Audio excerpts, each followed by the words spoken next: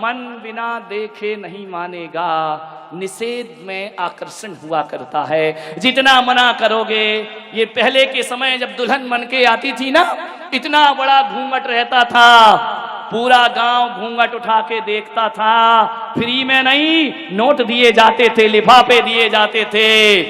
और जिस दिन से घूंघट हटा है ना, कोई उन्हें देखने को तैयार नहीं हुआ करता है। ध्यान, घूंघट में आकर्षण था, बड़ा अट्रैक्शन था, पूरा गांव देखता था।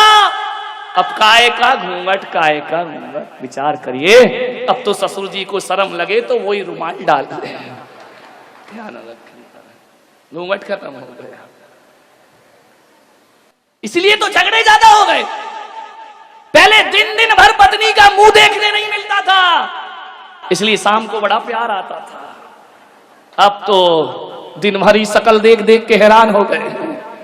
मान्यवर, इसलिए तलाक की तैयारियां जल्दी हो जाती है, शादी हो नहीं पाती है, सगाई होती है, मोबाइल का बिल बढ़ने लगता है। इन छोरों का देखो तो 1-1, 2-2 बजे रात तक लगे रहते हैं। अरे सारा प्यार मोबाइल में ही कर लोगे तो शादी के बाद क्या तलाक के पेपर लेके बैठोगे? विचार करिए। निषेध में आकर्षण, ध्यान रखना, निषेध रखिए। प्रेम को बढ़ाना है तो विरह बहुत जरूरी है, और मन को समझाना है तो मन की कही पर मत चलो। मन बस में होता है संयम की चाबुक से, ध्यान रखिए। महावीर ने कहा है, मन को बस में करने के लिए संतुष्टि का भाव होना बहुत जरूरी है। मंदिर जाओ और शिकायत से भरे, दादाजी के प्रति शिकायत से भरे, माँ बाप के प्रति शिकायत से भरे, बहू सास के प्रति शिकायत से भरी है। एक बात बताओ, शिकायत वाला मन कब शांति का अनुभव करता है? अरे अहो भाग्य से बहो, मंदिर जाओ और कहना, भगवान मेरी औकात से ज्यादा तूने प्रदान किया है, मैं तुझे धन्यवाद देने के लिए आया हूं। आप संत चरण में जाओ, शिकायत से मत भरिए। ऐसा सोचिए कि मेरे जीवन का पुण्य उदय है, जो संतों का आशीर्वाद मुझे प्राप्त। अहोभाव से भरिए, धन्यवाद से भरिए। जितना अहोभाव आएगा उतनी मन में शांति आएगी, और जितनी अभावों पर दृष्टि रहेगी, जितनी शिकायतों पर दृष्टि रहेगी, मन अशांत होता चला जाएगा। सौभाग्य मानिए, जो भी मिला है किस्मत मानो अपनी। हकीकत में देखो, अपने वर्तमान के कर्म देखो तो ऐसा लगता है कि जो भी मिला है इस जन्म के कर्मों से तो नहीं मिला, पिछले जन्म में कुछ किया होगा जो मुझे ऐसा सब कुछ प्राप्त। सौभाग्यशाली मानिए अपने को, धन्यवाद दीजिए परमात्मा को, अपने आप को मानिए। शिकायत से भरोगे तो कुछ ना मिलेगा। एक बात याद रखना, खतरनाक न वाणी होती है, न आंखें होती हैं, न खतरनाक इंद्रियां हुआ करती हैं। खतरनाक यदि कोई होता है तो मन हुआ करता है। मन आंखों को भी खतरनाक करता है, मन जुबान को भी खतरनाक करता है। मन तो वो है, ध्यान रखना, तुम्हारे घर में एक स्विच बोर्ड होता है और एक मेन स्विच होता है। ये इंद्रियां स्विच हुआ करती हैं और मन मेन स्विच हुआ करता है। मन का मेन स्विच गिरा दो, इंद्रियों के स्विच अपने आप बंद हो जाया करते हैं, उन्हें बंद करने की कोई जरूरत नहीं हो। मन का मेन स्विच गिराइए, सारे उपद्रव मन के द्वारा होते हैं। मान्यवर, मन, एक बात याद रखना, दूध को लीटर से नापा जाता है और कपड़े को मीटर से नापा जाता है। एक बात बताओ, मन को नापने का कौन सा तराजू तुम्हारे पास है? मन के नापने का कोई तराजू नहीं है। कभी आकाश की ऊंचाइयों में जाता है ये मन, और कभी खंबात की खाड़ी में गिर जाता है ये मन। ध्यान रखना, ये मन बड़ा नादान, जितना इसे मनाओ उतना मचलता है, उतना दूर भागता है। एक बात याद रखिए, सम्राट सिकंदर जब भारत को जीतने के लिए आए, विश्व विजेता बनने का ख्वाब लेकर जी रहा है। किसी व्यक्ति ने यूनान से आते समय कहा कि सम्राट, भारत जा रहे हो, क्या लेकर आओगे? सम्राट ने कहा भारत सोने की चिड़िया है, वो सारे सोना भारत से लेकर मैं यूनान में आ जाऊंगा, भारत को लूट कर लाऊंगा। किसी वृद्ध ने कहा कि सम्राट भारत से केवल सोना लेकर मत आना, भारत जा रहे हो तो दुनिया के सभी देशों के पास सोने चांदी मिल जाएंगे, भारत से तो वहां का अध्यात्म लेकर के आना, क्योंकि जो अध्यात्म भारत के पास है वो दुनिया में किसी के पास नहीं हुआ करता है। सम्राट आया, भारत को लूटा और लौटते समय उसने अपने एक सैनिक से कहा कि मुझे उस व्यक्ति की एक बात याद है कि भारत का अध्यात्म हमें लेकर चलना है।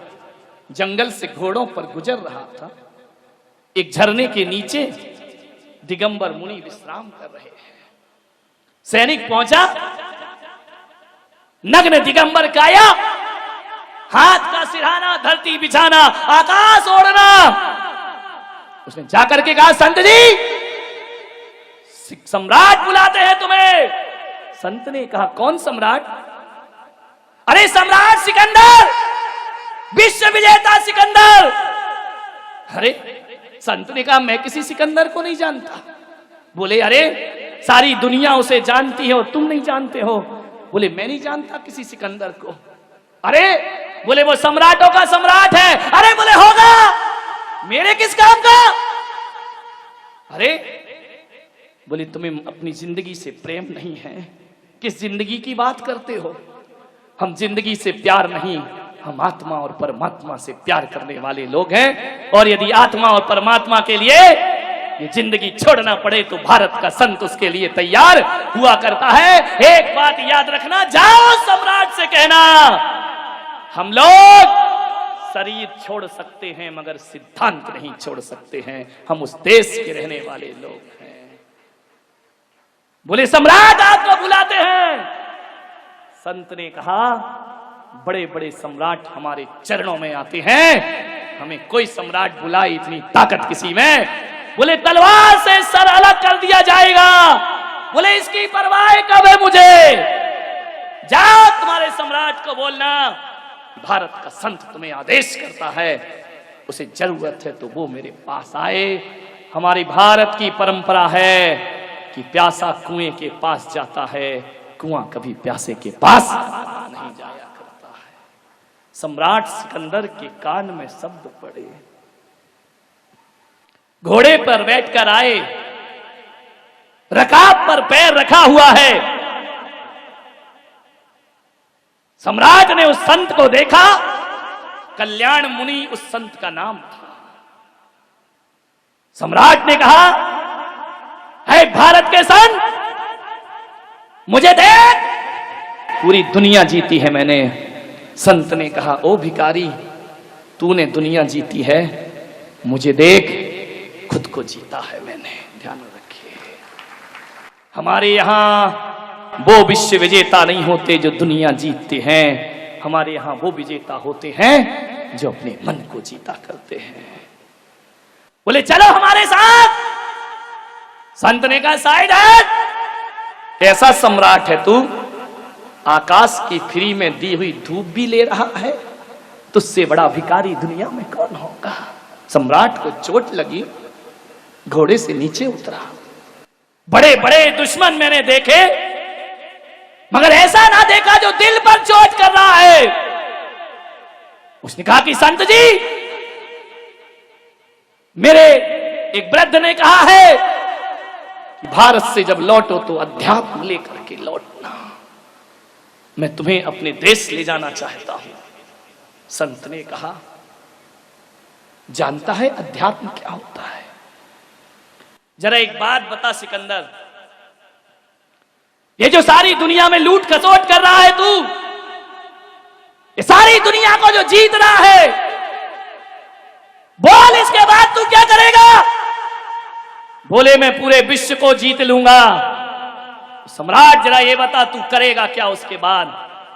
बोले उसके बाद शांति से रहूंगा, शांति से जीऊंगा, शांति से खाऊंगा, शांति से पीऊंगा, पूरी दुनिया पर हुकूमत करूंगा, संत ने कहा, पागल, इतने से के लिए इतना बवंडर? बोले क्या मतलब? बोले शांति से जीने के लिए इतनी बड़ी अशांति क्यों करता है? बोले समझ नहीं पाया मैं। बोले पागल, शांति के लिए दुनिया नहीं जीती जाती, शांति के लिए तो खुद को जीता जाता है, मन को जीता जाता है। अरे सारी दुनिया जीत कर भी शांति नहीं पा सकेगा। आ मेरे पास बैठ, तो सारी दुनिया को ठुकरा के आत्मा की शांति को प्राप्त कर। एक बात याद रखना ग्वालियर वालों, तुम सोचते हो कि एक मकान बन जाएगा तो शांति मिलेगी, बीबी आएगी तो शांति मिलेगी, बच्चे होंगे तो शांति मिलेगी, दौलत कमाऊंगा तो शांति मिलेगी। सब कुछ तो करके देख लिया, मरते दम तक भी शांति ना मिली। मंदिर की शांति धाराओं ने भी शांति ना दी, शांति विधान ने भी अशांत ही बना करके रखा। मैं आपसे मेरा निवेदन है, एक बात गांठ बांध लीजिए कि शांति साधनों से नहीं मिला करती है, शांति तो परमात्मा की साधना से प्राप्त हुआ करती है। ध्यान रखिए, साधना चाहिए, साधनों से कभी शांति मिली है क्या? कहते हैं कि सम्राट सिकंदर कल्याण मुनि को यूनान ले गया जहाज के रास्ते से, और जब सम्राट सिकंदर दुनिया से गया, डॉक्टर आए, हकीम आए, वैद्य आए, सब घेर कर बैठे हैं। सम्राट सिकंदर से कल्याण मुनि ने कहा कि सिकंदर, अब तुम्हारे जीवन का समय खत्म हो चुका है। संत जी, एक दिन का जीवन दे दो। कल्याण मुनि ने कहा, हम कुछ नहीं कर सकते, इन हकीमों से कहो, हकीम जी एक दिन का जीवन दे दो मुझे, भीख मांग रहा है विश्व विजेता अपनी जिंदगी की। क्या मिलता है दौलत से, साधनों से? जिंदगी को तरस रही है एक आत्मा, मुझे एक दिन का जीवन दो, मैं तुम्हें आधा राज्य दे दूंगा। हकीम ने सिर झुकाया कि नहीं, हम असमर्थ हैं, हमें क्षमा करें सम्राट। डॉक्टर और वैद्य से कहा, मैं तुम्हें पूरा राज्य दे दूंगा, तुम मुझे एक दिन का जीवन दे दो। वैद्य ने कहा, एक दिन तो बहुत बड़ी बात है सम्राट, हम तुम्हें 1 घंटे की सांसें भी नहीं दे सकते हैं, 1 मिनट की सांस भी हम तुम्हें प्रदान नहीं कर सकते हैं। कोई मुझे जीवन नहीं दे सकता है, तो फिर मैंने ये दुनिया क्यों जीती है?